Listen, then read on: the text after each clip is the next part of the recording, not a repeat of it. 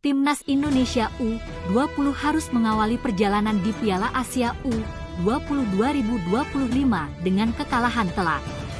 Garuda Muda kalah 0-3 saat menghadapi Iran di Shenzhen Youth Football Stadium, China, Kamis 13 Februari. Sejak awal laga, Iran langsung mendominasi permainan.